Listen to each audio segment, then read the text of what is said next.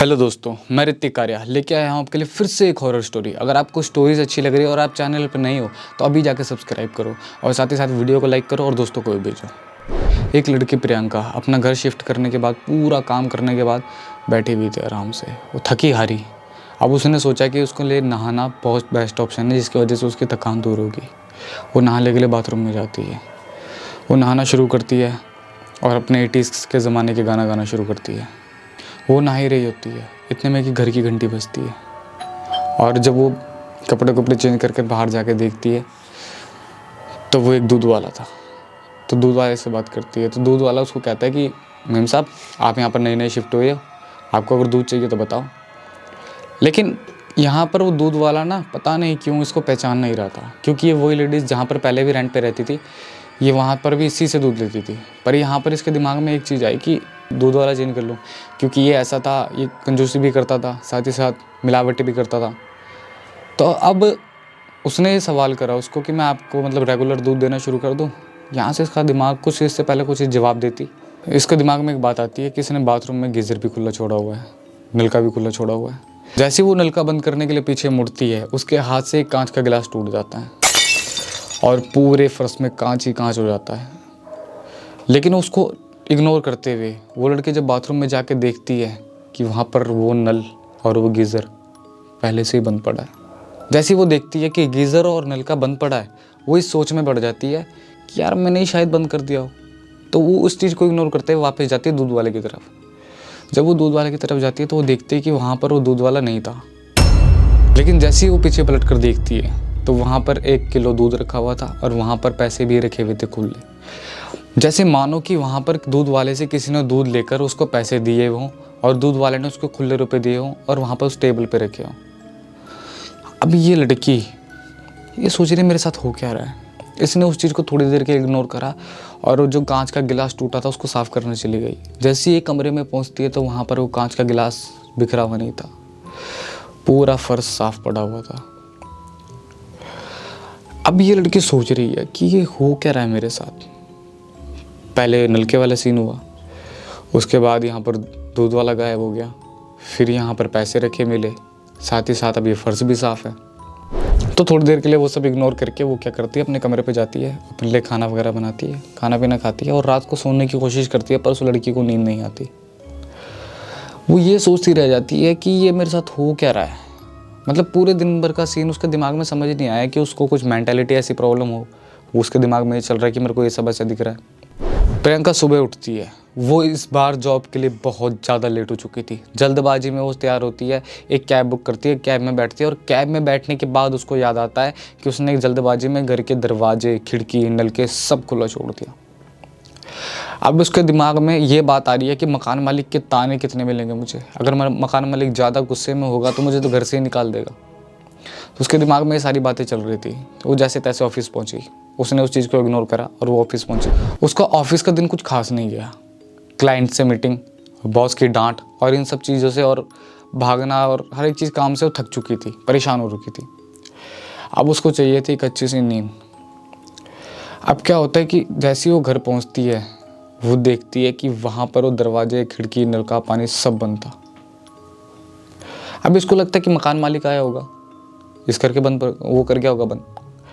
अब क्या होता है कि वो ये सब सोच के जब बाहर की तरफ आती है, देखती है तो वहाँ पर एक लेडीज़ खड़ी थी और लेडीज़ इसको कहती है कि मैं दिन में तुम्हारे घर आई थी, मैंने देखा कि तुम्हारे घर पे कोई नहीं और दरवाजे खुले पड़े सब, तो वो सब मैं करके गई थी। और यहाँ पर ये लड़की खुश होती है प्रियंका। ये कहते हैं कि थैंक यू, आपने बहुत अच्छा करा जो हमारी मदद कर दी। उनके पड़ोस में रहती थी वो। तो अब वो खाना पीना खाकर और पूरी तरीके से फ्रेश होकर सोने के लिए रेडी। अब वो अपने बेडरूम पे जाती है। जैसे ही वो सोने की कोशिश करती है इतने में कि उसकी हीना, उसकी बहन का कॉल आ जाता है। अब हीना उसे कहती है कि शहर जाके हमें भूल तो नहीं गई, याद है ना कल तुम्हारा बर्थडे है और मैं आ रही हूँ तुम्हें मिलने। वो कहती है हाँ हाँ भाई मुझे याद है, तुम भी आना और साथ ही साथ मेरे ऑफिस के फ्रेंड्स भी आएंगे और मेरे दोस्त भी आएंगे ऑफिस में जो काम करते हैं और हम सारे मिलके पार्टी करेंगे। और वो लोग इतनी बात कर ही रहे थे, इतने में क्या होता है कि बहुत तेज़ बारिश होने लगती है, मौसम गड़बड़ा जाता है। और वो कहती है चल हिना मैं बाद में बात करती हूँ, मैंने अपनी खिड़की, दरवाजे और सब कुछ बंद करना है। तो खिड़की दरवाजे बंद करने के लिए उसके फ़ोन काटने के बाद जाती है और खिड़की दरवाजे सारे बंद कर देती है। खिड़की दरवाजे बंद करने के बाद उसको याद आता है कि ऊपर से भी छत से पानी आता है, छत का दरवाज़ा बंद करना भी बहुत ज़रूरी है। अब वो इतनी बारिश में वो दरवाज़ा न जाने कब से बंद नहीं हुआ था और उसको जोर लगा दी है, वो दरवाज़ा हिलने का तक नाम नहीं ले रहा। इसने पूरा जोर लगाया प्रियंका ने, पर वो दरवाज़ा तस से मस नहीं हुआ। इतने में देखती है कि पड़ोस की छत से वही लेडीज़ वापस आती है। वो उसके छत में आती है और उसको कहती है कि ये दरवाज़ा ऐसे बंद नहीं होगा, इसको मैं दिखाती हूँ करके। पता है बहुत टाइम से बंद नहीं हो रखा और तुम्हारे बस का उसको बंद करना नहीं है। तो वो लेडीज़ उसको बंद करके दिखाती है दरवाज़ा। यहाँ से प्रियंका उसको कहती है कि जी आपको कैसे पता कि ये दरवाज़ा कैसे बंद होगा।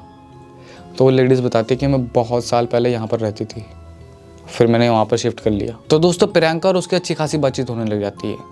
वो प्रियंका उसको कहती है कि तुम मेरा बर्थडे है तो मेरे बर्थडे में ज़रूर आना, मेरे को खुशी होगी। तो सामने वो लेडीज़ कहती है कि सुबह तो नहीं, अगर तुम्हारी पार्टी रात की है तो मैं ज़रूर आऊँगी।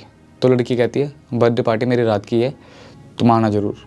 अब यहाँ पर बर्थडे पार्टी की पूरी तैयारी हो रखी थी, हर एक चीज़, अब बस इंतज़ार हो रहा था। और वो प्रियंका इंतज़ार कर रही थी उसी लेडीज़ का जो उसकी हेल्प कर रही है इतने टाइम से। प्रियंका को लगा कि ये मेरी एक ऐसी दोस्त है जो मेरे को हर जगह पे काम आएगी। तो दोस्तों प्रियंका उसका वेट कर रही है और धीरे धीरे धीरे टाइम बीतता जा रहा है। अब वेट करते करते करते करते बहुत ज़्यादा टाइम हो चुका था। उसकी फ्रेंड्स कहती है तू किसका वेट कर रही है, केक कटिंग कर और सब पार्टी करा तो उसके बाद चलते हैं। वो कहती है नहीं रुक जाओ, मेरी एक फ्रेंड ने आना है, उसके बाद हम लोग चल लेंगे। तो इतने में वो लेडीज़ एंटर करते हैं इनके घर और उसके बाद ये लोग आराम से अपना पार्टी वूटी करते हैं, केक वगैरह कट करते हैं।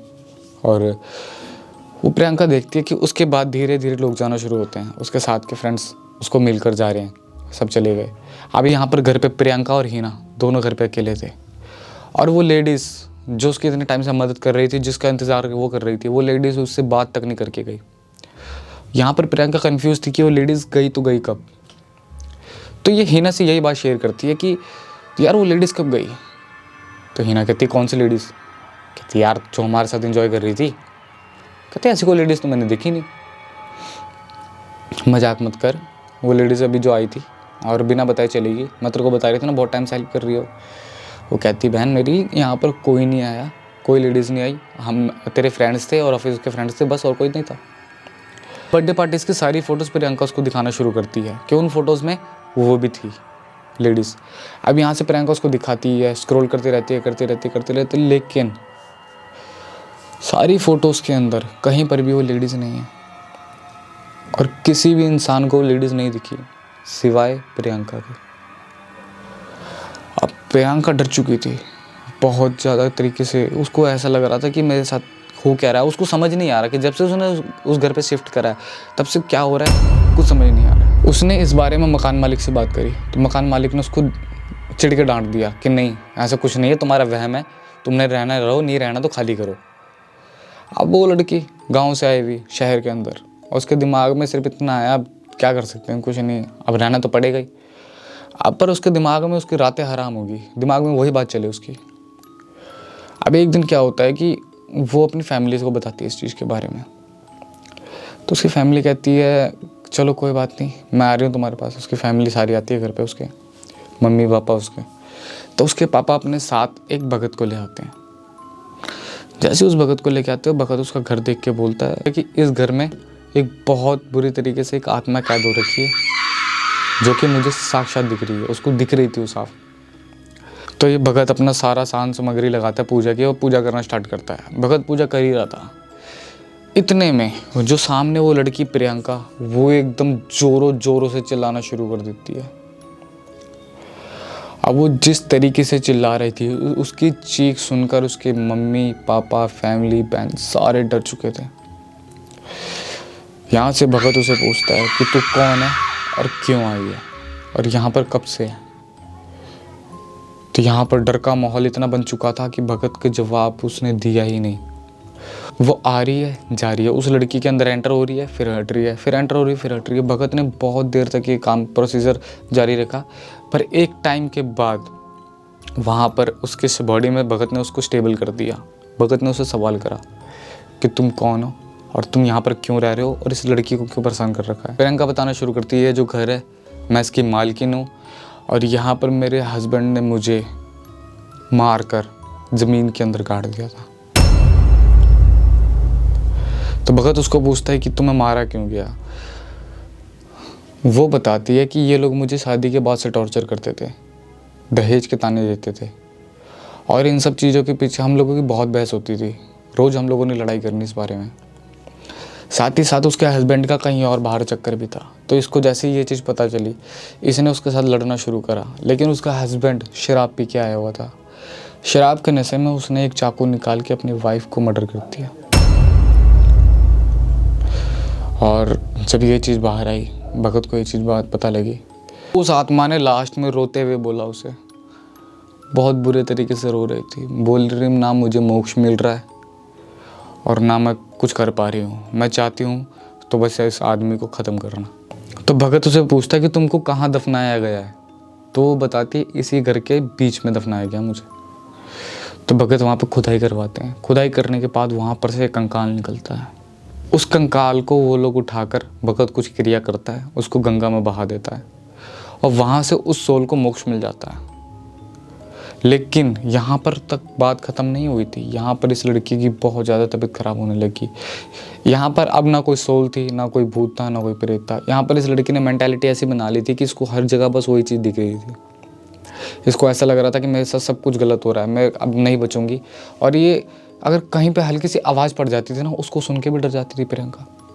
अब उसके माँ बाप ने उसका इलाज करवाया, किसी अच्छी जगह डॉक्टर पे लेके गए, हॉस्पिटल्स में इलाज करवाया, तो जाके वो ठीक हुई। तो दोस्तों, एक दहेज के पीछे किसी का कत्ल कर देना किस हद तक दर्दनाक हो सकता है। तो दोस्तों, अगर आपको वीडियो पसंद आई हो तो लाइक करो, साथ ही साथ सब्सक्राइब करके जरूर जाना, अपने दोस्तों को भेजो। ओके दोस्तों, बाय।